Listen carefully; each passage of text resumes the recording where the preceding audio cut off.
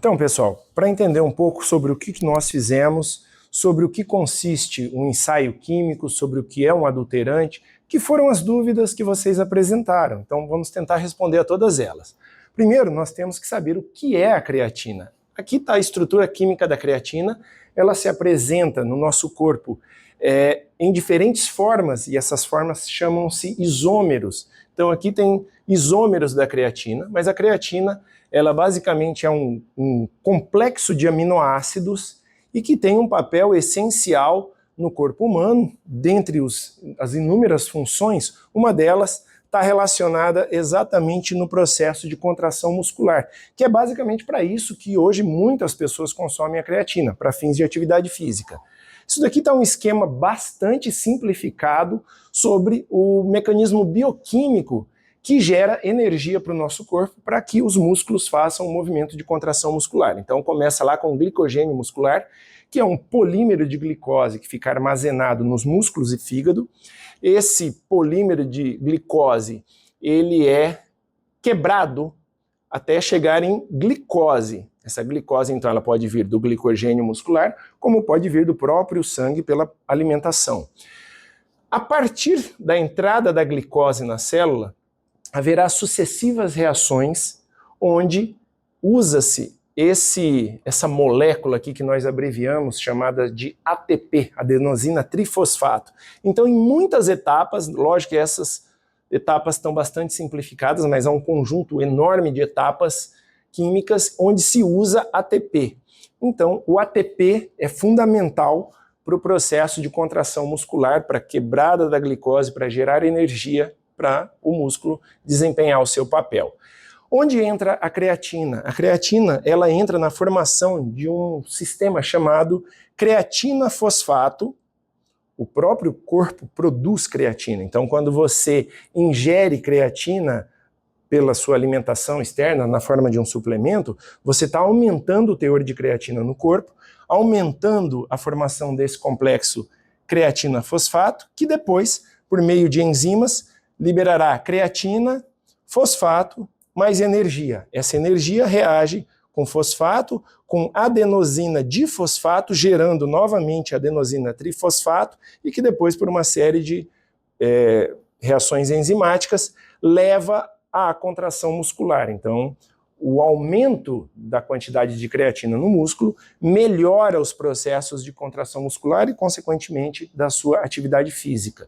Então, nós já vimos qual é a estrutura da creatina, um esquema simplificado sobre como ela atua no corpo, em especial no caso de atividade física. E, portanto, visto que esse é um tipo de suplemento muito usado atualmente, é natural que fabricantes e fabricantes possam comercializar as suas versões de forma pura ou, infelizmente, contendo adulteração. E a química entra exatamente aí como um papel importante para verificar a existência de adulterantes. Então a gente precisa entender o que é um adulterante e o que é um aditivo. Diferentemente do adulterante, que tem como intuito causar prejuízo ao produto, diminuindo a sua qualidade, diminuindo o custo para o fabricante e enganando o consumidor, não presta.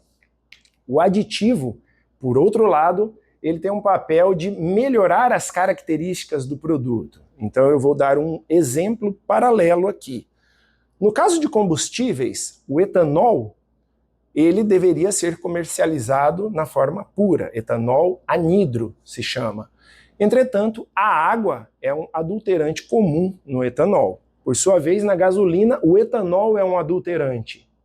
Já na gasolina aditivada, o aditivo ele melhora as propriedades de combustão da gasolina. Então, no caso de um produto como a creatina, é muito usual ter a presença de adulterantes de maneira a causar prejuízo ao consumidor, de maneira a reduzir custos para o fabricante e piorar a qualidade do produto.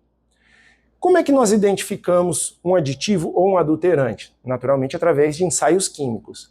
Os ensaios químicos se subdividem em duas categorias: os ensaios qualitativos e os ensaios quantitativos. Qual deles eu devo fazer? Ou, se eu tenho que fazer os dois, qual é a ordem que eu devo seguir? Primeiro, eu sempre devo iniciar por aqui, pelo ensaio qualitativo. Qual é a ideia do ensaio qualitativo? É ter um ensaio relativamente simples e rápido, de modo que eu identifique uma determinada substância que eu quero identificar, seja um aditivo, seja um adulterante. Caso seja confirmado a presença de uma substância outra que não apenas a do produto, então isso me leva a quantificar essa substância, a fazer a dosagem do quão adulterado está o produto ou qual é a porcentagem daquele aditivo no produto.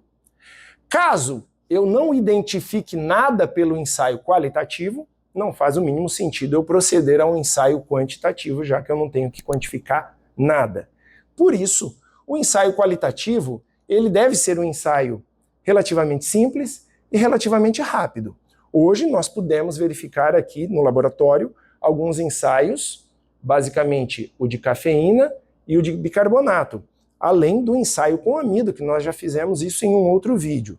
Então, qual é a característica que tem que ter um adulterante? Primeiro, ele deve ser mais barato do que o produto comercializado. Chamando novamente a creatina, eu não vou colocar um adulterante que seja tão caro quanto a creatina. E, em se tratando de um adulterante, o adulterante ele tem que ter características semelhantes ao do produto que eu estou comercializando.